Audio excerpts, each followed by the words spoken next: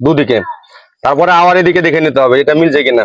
মিলছে রে ভাই, সুতা মিলেছে দেখো। মিলছে তো, লোক দিলে ই করতো না, মাটাম কিনতো না, টাকা দিয়ে করতো।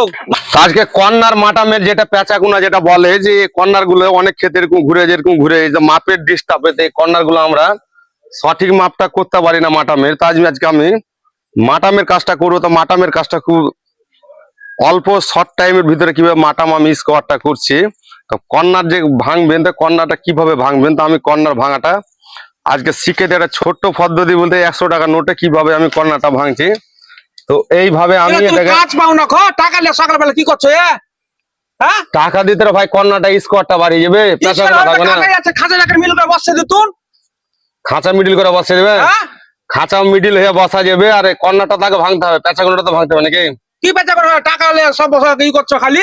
তো বলছে টাকা দাঁড়া দাঁড়া দাঁড়া, তো এই যে এই কোনাটা আছে, এই কোনাটা তুমি তাকে মাটাম না করো ঘরটা তো বেকার হয়ে যাবে। খালটা তোর ভাই 4 কোণায় লাগছে, মিডল করে বসছে, দাও বাস ঢালাই করে দাও। তো উনি বলছে যে গর্তটা 4 কোণায় আছে, তো গর্ত 4 কোণা দেখলে তো হবে না, আমাকে সুতোটা দেখতে হবে যে ঠিকঠাক আছে কিনা, মাটামটা তো করতে হবে আগে নাকি, তারপর তো কলমটা বসাবে নাকি?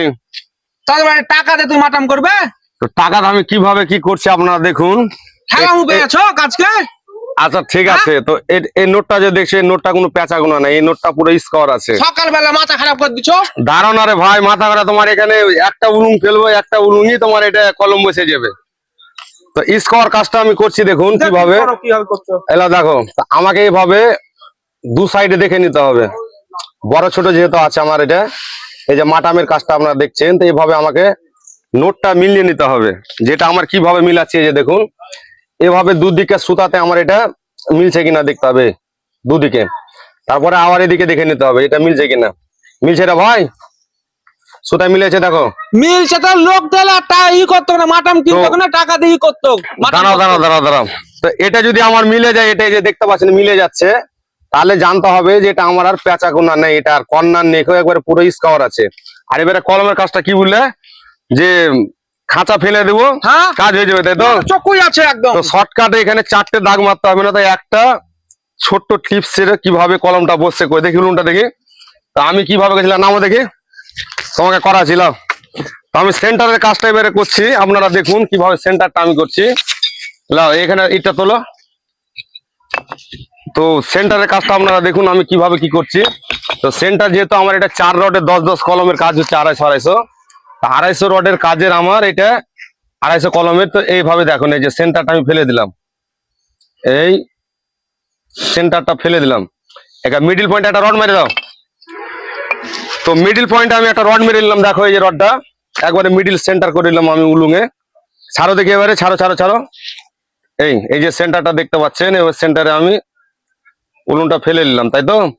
আমি কলমটা এবারে বসাচ্ছি, আপনারা দেখুন কিভাবে খুব শর্টকাটে একবার সেন্টারের কাজগুলো হবে।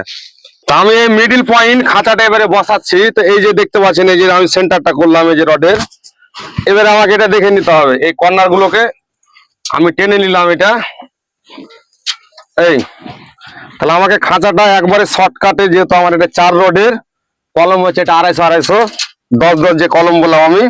তো এই যে আপনারা দেখতে পাচ্ছেন রডটা, এই যে সেন্টারের রড আমি করলাম উপর থেকে, তো একবারে শর্টে। তো এমনি সেন্টার করতে হলে কি হতো, এদিকে দাগ মারতে হতো, এদিকে মারতে হতো, এদিকে 4 দিকে দাগ মারতে হতো, তাই তো? তো শর্টকাট কাজ কিভাবে বলে, তো এই যে রডটা আমি পুঁতে নিয়েছি, এবার এই যে রিংটা দেখছেন এটা একবারে পুরো সেন্টারে আমাকে এটা একবারে ফিটিং করে নিতে হবে। এই যে রডটা দেখছেন, যেহেতু আমার এটা 7 রিং আছে, তাহলে কাজটা আপনার কিভাবে শর্টকাটে হলো।